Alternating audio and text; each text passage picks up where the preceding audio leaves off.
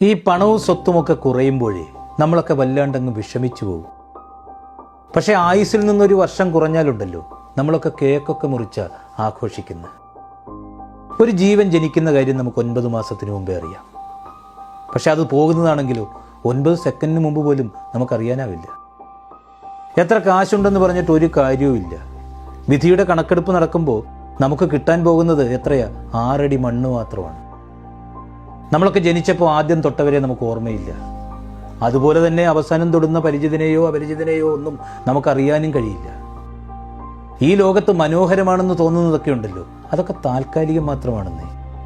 ഏതെങ്കിലും ഒരു പ്രഭാതം ഉച്ച വരെ നീണ്ടിട്ടുണ്ടോ? ഏതെങ്കിലും ഒരു നട്ടുച്ച സന്ധ്യ വരെ നീണ്ടിട്ടുണ്ടോ? ഈ രാത്രിയുടെ ഖബറിൽ കുഴിച്ചിടാത്ത ഏതെങ്കിലും ഒരു പകലുണ്ടോ?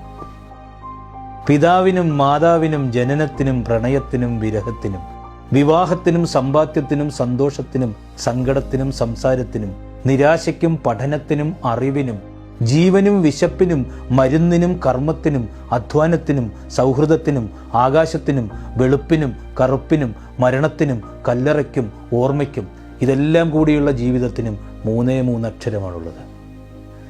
ഈ ജീവിതമെന്ന കളിക്കളത്തിലേക്ക് നമ്മളെയൊക്കെ ഇറക്കിവിടുന്ന സമയത്ത് ഒരു നിശബ്ദ സാന്നിധ്യമായി നമ്മൾ പോലും അറിയാതെ ഒരാൾ കൂടി വരുന്നുണ്ട്. പല കുറി നമ്മൾ ജയിക്കുമ്പോഴും അന്തിമ വിജയം മരണമെന്ന ആ നമ്മുടെ നിഴലിലാണ്. എന്നെങ്കിലും ഒരിക്കൽ ദൃഢമായ നമ്മുടെ ഈ കാലുകൾ പതിയെ പതിയെ തളരാൻ തുടങ്ങും. അവയവങ്ങളുടെ പ്രവർത്തനങ്ങളുടെ വേഗത കുറയും. മനസ്സെത്തുന്നിടത്ത് ശരീരം എത്താതെ ഇരിക്കും. ആശുപത്രിയുടെ മഞ്ഞ വെളിച്ചത്തിൽ കുറെ യന്ത്രങ്ങൾക്കിടയിൽ അപരിചിതമായ മുഖങ്ങൾക്കിടയിൽ ഒറ്റപ്പെട്ടു ഏറെ ഏകാന്തത അനുഭവിച്ച് ഒന്നും ഉരിയാടാനാവാതെ മൗനം നൊമ്പരമാക്കി മരുന്നുകളോട് പ്രതികരിച്ചുമില്ലാതെയും നിസ്സഹായനായി കിടക്കുന്ന ഒരു സമയം വരും. നേടിയെടുത്തതും വെട്ടിപ്പിടിച്ചതും നമ്മുടെയൊക്കെ ഇണക്കങ്ങളും പിണക്കങ്ങളും എല്ലാം തീരുന്ന ആ ദിവസം. കൂടെ നിന്നവരും ഒപ്പം ചേർത്ത് പിടിച്ചവരും പേടിക്കേണ്ട ഞാനില്ലേ എന്നൊക്കെ പറഞ്ഞവരും എല്ലാവരുടെയും മുമ്പിൽ നമ്മളിങ്ങനെ കിടക്കും. മഴയോ വെയിലോ കാറ്റോ തണുപ്പോ ഒന്നും ഏൽക്കാതിരിക്കാൻ നമ്മൾ ചവിട്ടിയ മണ്ണ് നമ്മുടെ മുകളിൽ വീഴുന്ന ഒരു ദിവസമുണ്ട്. ഈ ഓട്ടങ്ങളെല്ലാം അങ്ങ് അവസാനിപ്പിച്ച് എല്ലാ തിരക്കിൽ നിന്നും അകലുന്ന ഒരു ദിവസം.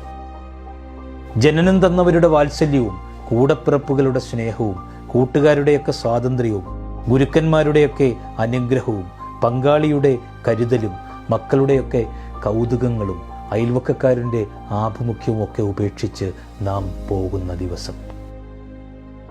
ശരീരത്തിൻ്റെ ഈ തടവറ ഭേദിച്ചുള്ള ജീവന്റെ പറക്കലാണത്.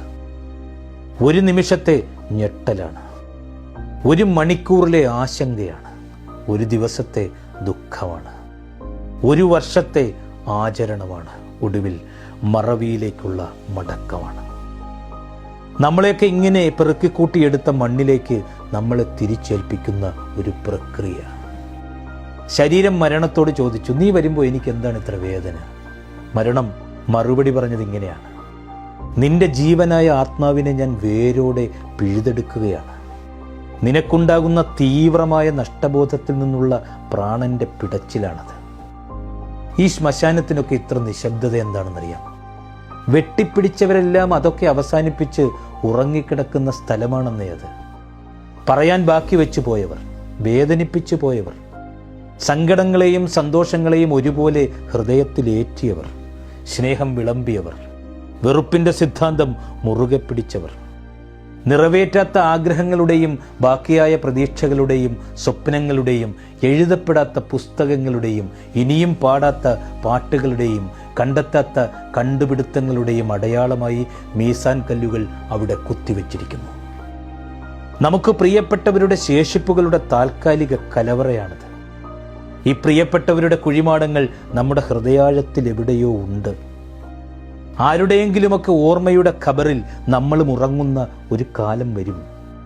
ഉറ്റവരെ നഷ്ടപ്പെട്ടതിന് ശേഷം ഉരുണ്ടുകൂടുന്ന ഏകാന്തത അനിവാര്യമായ വിഷാദ ദശയാണ്. നിശബ്ദത തന്നെ ശബ്ദമായി മാറുന്ന അപൂർവം അവസരങ്ങളിൽ ഒന്നാണത്. നമ്മളൊന്നും ഒന്നിൻ്റെ പേരിലും അഹങ്കരിക്കരുത്, ഒരാളെയും അവഗണിക്കരുത്. ഈ നേടാനെടുത്ത സമയത്തിൻ്റെയൊക്കെ ഒരു അംശം പോലും വേണ്ട ഓരോന്നും നഷ്ടപ്പെടുത്തി കളയാൻ. ഇത് നമ്മൾ കൊടുത്ത മതിപ്പും ചെയ്ത ദാനവും ദ്രോഹവുമൊക്കെ ചെയ്തതിനേക്കാൾ ഭംഗിയായി നമുക്ക് തിരിച്ചു കിട്ടുന്ന ഓർമ്മയോടെ ജീവിക്കുക. എപ്പോൾ ജനിക്കും എപ്പോൾ മരിക്കുമെന്ന് നമുക്കറിയില്ല. പക്ഷേ എങ്ങനെ ജീവിക്കണമെന്ന് തീരുമാനിക്കുന്നത് നമ്മൾ തന്നെയാണ്.